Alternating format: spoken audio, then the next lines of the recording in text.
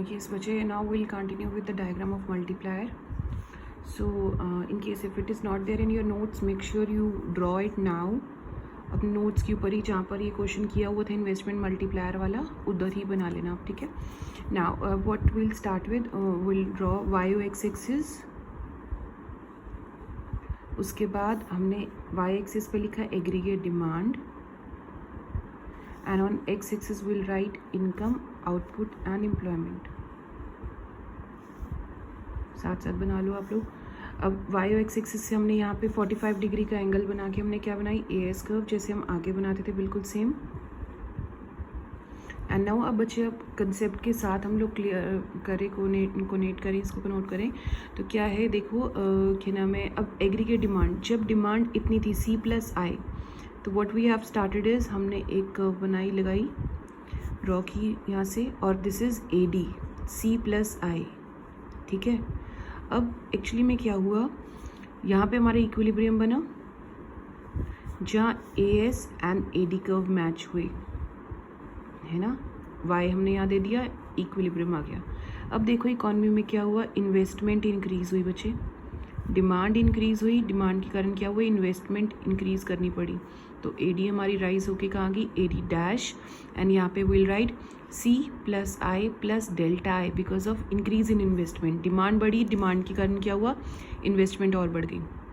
अब हमने किया था जितनी इन्वेस्टमेंट बढ़ी, ठीक है, इनकम भी बढ़ जाएगी. इनकम भी हमने मैनी टाइम्स मोर बढ़ाई, तो इनकम जब बढ़ाई दैट विल बी Y यहाँ पे था, Y से यहाँ पे Y डैश आ गया, एंड इट विल बी, हम उसको आगे एक्सटेंड कर देंगे, ठीक है. अब हमारा न्यू इक्विलिब्रियम कौन सा बना, this is our new equilibrium E dash, ठीक हो गया.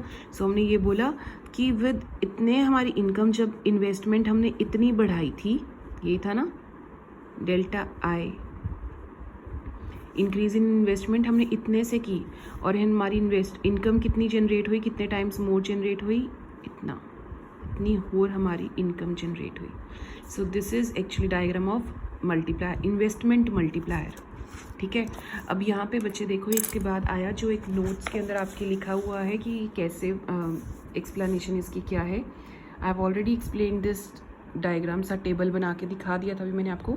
अब उसके जो ये पार्ट लिखा हुआ है विल स्टडी दिस, ठीक है. अब कहते हैं वर्किंग ऑफ मल्टीप्लायर क्या है, the working of multiplier is based on the fact that one persons expenditure is another persons income. एक का खर्चा दूसरे की कमाई है, ठीक है. और जब भी इन्वेस्टमेंट, एडिशनल इन्वेस्टमेंट की जाती है, इनकम कितने टाइम्स मोर होती है than the increase in investment. आपने थोड़ी सी इन्वेस्टमेंट की थी, अभी हमने एग्जांपल की थी 100 करोड़ की इन्वेस्टमेंट आपने करी, और आपकी कितने टाइम इनकम इंक्रीज हुई, इनकम इंक्रीज हुई 1000 करोड़ के साथ. So many times more income, मतलब कितने टाइम्स, मेनी टाइम्स मोर कितना हुआ उसका 10 टाइम्स हो गया. And this is not always 10, it can be 15 times, 8 times, 7 times, any number of time, ठीक है ना, वो हुआ. अब इसकी जो से हमने ये किया था, इसको हमने लिखना कैसे है, that is not that difficult. पढ़ने में ज़्यादा स्टेप्स है, बट अदरवाइज अगर आप लिखो स्टेप बाई स्टेप तो इट इज़ वेरी ईजी. देखो, suppose an additional investment of 100 crore is made to construct a flyover. ये 100 करोड़ कहाँ पे लगा था, कंस्ट्रक्शन ऑफ फ्लाईओवर पे. अब कहते हैं इसी इन्वेस्टमेंट ने, एक्स्ट्रा इन्वेस्टमेंट ने कितनी इनकम जनरेट की, 100 crore in the first round चल रहा था, इसमें इतनी ही इसने इनकम जनरेट की 100 करोड़ की, ठीक है. But this is not end of the story. अब यहाँ पे क्या है कि इन्वेस्टमेंट से इनकम जनरेट हुई, ख़त्म नहीं होगी कहानी, उसके आगे भी है. इफ़ हम कहते हैं एज्यूम किया था हमने, यहाँ पे 2 अजम्पशन ली थी कि हम इसको एज्यूम करे थे 0.90. कहते हैं अगर MPC हम एज्यूम करते हैं कि इतना इंक्रीज इन इनकम के कारण इतनी कंजम्पशन इंक्रीज हो रही है 0.9% से. अब recipient of this additional income, ये इनकम का जो रिसिपेंट जिसके पास आई, इनकम अर्न जिसने की, विल स्पेंड 90% ऑफ 100 करोड़. इसका 90% उसने स्पेंड किया, तो कितना आ गया, ₹90 crore as consumption expenditure, and remaining amount is saved. और बाकी 10 क्या कर दिया उसने, बाकी सेव कर दिया, ठीक हो गया. उसके बाद आ गया it will increase the income by 90 crore in the second round. और इसके कारण क्या होगी, सेकेंड राउंड, यहाँ फर्स्ट राउंड खत्म हो गया, सेकेंड राउंड इसी का यहाँ पर आ गई इनकम कितने से इंक्रीज हो गई, 90 करोड़ से. इन द नेक्स्ट राउंड, अब इस वाले राउंड में वही बात सेम लिखनी है. Of the 90% of the additional income of rupees 90 crore, ये देखो 90 करोड़ का 90% again is spend on consumption, that is 81, ठीक है, एंड रिमेनिंग 10% क्या होगा, save, and that is here 9, ठीक हो गया। अब बाकी क्या आ गया इन नेक्स्ट राउंड, यहाँ पे हो गया सेव हो गया।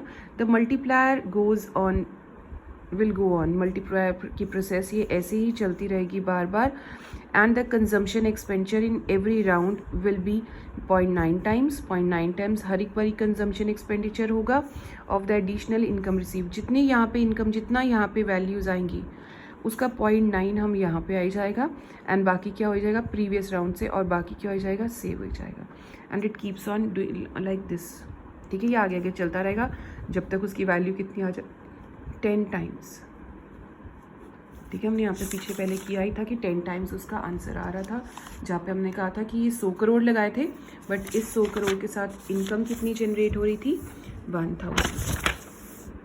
Done, and that's it. अब नेक्स्ट टॉपिक के लिए ज़रूर देखना, दिस इज़ इम्पॉर्टेंट टॉपिक, छोटा सा टॉपिक है, डू वॉच नेक्स्ट वीडियो।